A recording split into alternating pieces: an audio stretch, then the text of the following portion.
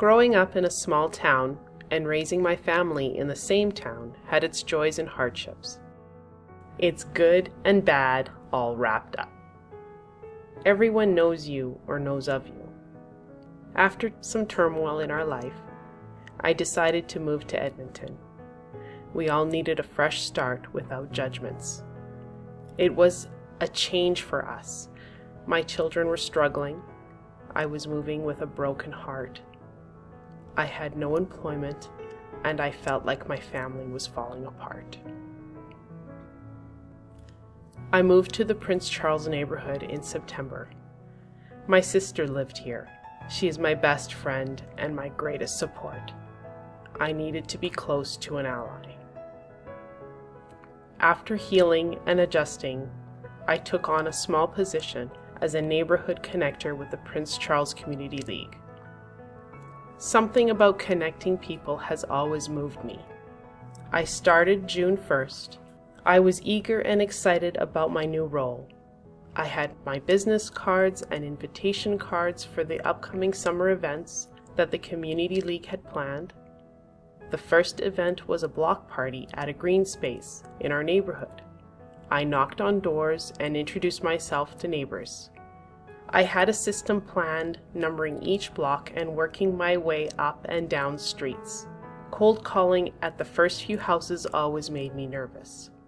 I started out knocking, introducing, and inviting, chatting lightly down the block to those that were home, leaving my card and invitations in mailboxes to those who were not or didn't want to answer. I wanted to speak and get through a certain number of houses before dark. I had a plan. Neighboring doesn't always go according to plan. I came up to this little old wartime house. It's well kept but weathered and tired. The front step is only large enough to hold a weathered chair with plastic covering it. I know someone is home. I can hear the TV. An older woman with a big voice looks at me and opens the screen door with a frown on her face. I smile and say, "Hello, my name is Lucie. I am your neighborhood block connector.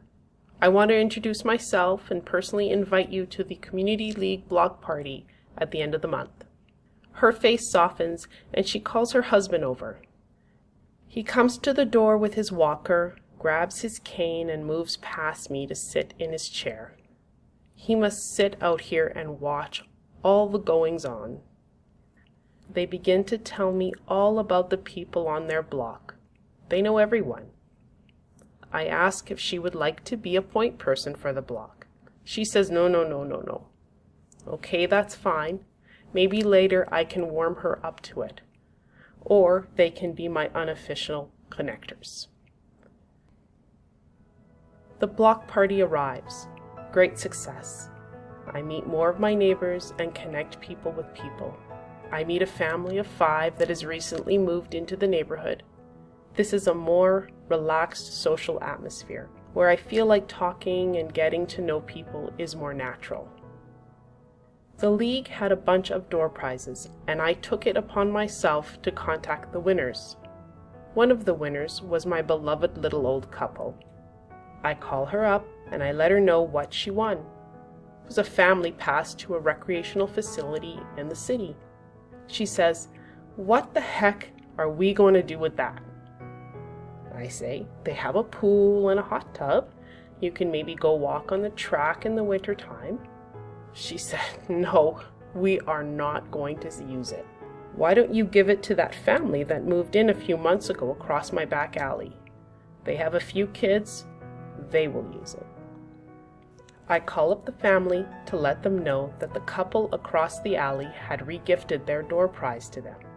The father was extremely grateful. When I drop it off again, they say many thanks. I reinforce the connection. I ask that they please thank them when they see them next. That small gesture by the old couple restored my faith that the best of small town living can also be found in the big city.